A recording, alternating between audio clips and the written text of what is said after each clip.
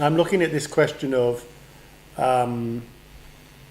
omniscience and omnipotence and all the other omni words that we all know and love.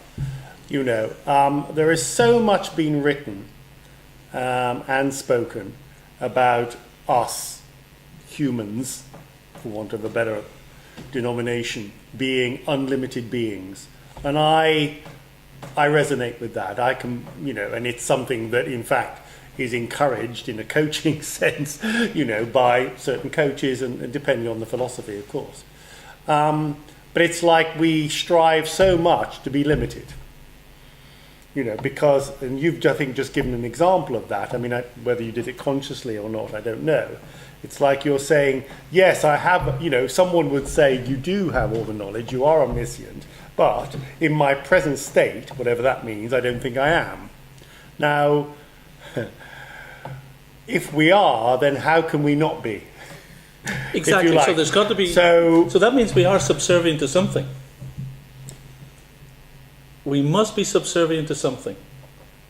If we are unlimited beings, but at the present state we don't think we are, we must be subservient to some form of illusory energy. Yeah. It's our belief system, isn't it? There's some form of illusory energy which actually has made us believe we are not as expansive or as unlimited as we could be. Yeah. So therefore, that is an example of the difference that exists between us and the source. That we have the potential to be subservient to some form of illusory energy. If we can step beyond that illusion, then we might find ourselves more able to recognize our commonality with the source. Doesn't necessarily mean we become the source, because we are still Purnam. We are actually perfect and complete in ourselves. We don't need to be part of anything else to be perfect and complete. We actually are perfect and complete in ourselves. We can have perfect and complete relationships with other Purnam entities. But isn't that a judgment? What do you mean by perfect and complete? I mean, I know that we're using language and language we doesn't are, work. exactly. But when you talk about this unlimited potential, this unlimited kind of nature, I suppose that's hinting at, from the word Purnam. It's that sort of nature is contained within the concept of perfect and complete. Interesting. You talked about enlightenment as well, and I've been reading our friend Tony Parsons. I've been reading his book, The Open Secret. Have you read it? Yeah. And he also appeared recently on a radio, a television interview program, and I think it's on YouTube or one of them anyway. Fascinating. And I don't think the interviewer really got to grips with where he was coming from, and it's not easy because when you read his stuff, it is, heavy stuff in a sense. But what he says, which really resonated with me, he said this search for enlightenment is an illusion. What's the point in searching for enlightenment if we are omnipotent, if we are unlimited beings? We're already enlightened. It's like the search actually reinforces our conditioning, our belief, if you like, that we need to search for it. Do you know what I mean? So it's this element that there's something missing when there isn't anything missing. Do you see what I'm saying? No, it's a very interesting point that when you search for something, you're saying I haven't got it. Yeah, of course. You're saying you haven't got it. But is saying I'm not going to search for it, meaning that you have got it? That the corollary doesn't automatically work. No, well, I see that. Somehow or other, we do have to get to the state where I understand I have got it and I don't need to search for it. Let's explore this further, because I'd be interested to see how this pans out. Supposing, just for argument's sake, that we have everything we need, and I don't mean material stuff, okay, but in a non-material sense, that we have everything we need now, unlimited. So name any state, name any state of being, name any virtue, name any value. We've got it all. Absolutely. Absolutely everything. It's lying, the Vedic concept is that pure consciousness, absolute understanding of all knowledge, bhakti, pure devotion, praying, pure spiritual love, all is not something you get. Yeah. It's something you have. Yeah. But somehow or other, your sense and appreciation of that is covered.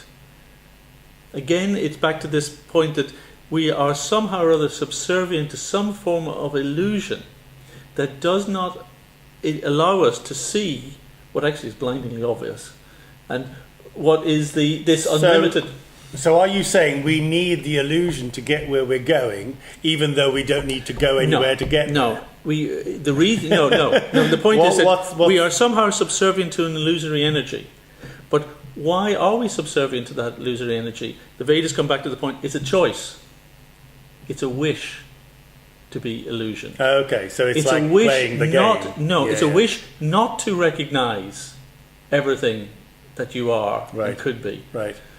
You know? Because you want to be something that you want to actually... You want to act out as if you're not. And because that allows you to kind of enter a different... You almost kind of, the big picture is not, somehow or other that responsibility, that kind of state is something we are choosing to shrink away from. Yeah. It's hiding ourselves our light under a bushel. Yeah.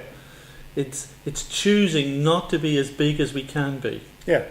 Which I suppose you could say is arguably one purpose of this human existence, to actually experience ourselves as less than the whole. Yeah. I mean, that is the metaphor, we do experience it as less than the whole and less than we could be. And there's always a gnawing thing at the back of our mind. Actually, sure, there's something more than what I can do with my human body. Yeah. In this set 70 years and 10. Surely there's got, I kind of feel that I'm bigger than this. I kind of feel I can do more. I should know more. And you can say what you like about religions throughout centuries, and you can condemn so much of the crappy behaviour that's gone on, but you will never get it away from human beings that in the back of their heads they're saying, I know there's more. I know I am more than this. Somehow or other, my consciousness being stuck in just the limitations of human life is not, it's not everything. I know there's more. Mm-hmm. And then we start obviously to give expression to what we think the more might be. And then, all sorts of concepts of God or whatever come out of that. Yes. And then, we try to live according to those concepts, and then all kind of laws of religion come out of that. Yes. And then it becomes codified into social things, and it becomes, put into the laws of the country, and then, you get all this sort of mess, and then people think, oh, it's all man-made. But actually the impetus underneath isn't man-made. So it's like we are God, but we are here to have the experience of not being God. Well, I don't say necessarily God, because again, you've used a word that means different things to different people. Yes. What I'm saying is that we are one of the Purnams emanating from... Sorry, what do you mean by Purnams again? We are the perfect and complete entities, which is emanated from the source, which is perfect and complete. Sorry, back to the Isopanishad. Is that statement. God, or is source something other than God? Does it matter? This word God is very difficult, because as soon as you say it, people just think of an old man and a beard up in heaven, wanting to judge you. Yeah. And that's not what we're talking about. Yeah. So it's a terrible word. Yeah. So rather than say, that's the sort of God I believe in, or I am, there is a Vedic picture that there is an ultimate source of all being, and that source is perfect and complete in itself, but that it emanates perfect and complete. But we are part of that source as well. We are part of the emanations, and therefore you can say... What do you mean by emanations? That from the perfect and complete source, there are emanations which are perfect and complete in themselves, and that includes us individually. Why? And how can we know that? Because we have a sense of our individuality. Now you can say that's a condition, you can say that's part of the illusion. But the individuality may not be part of the illusion. The sense of my individuality being limited is certainly a part of the illusion.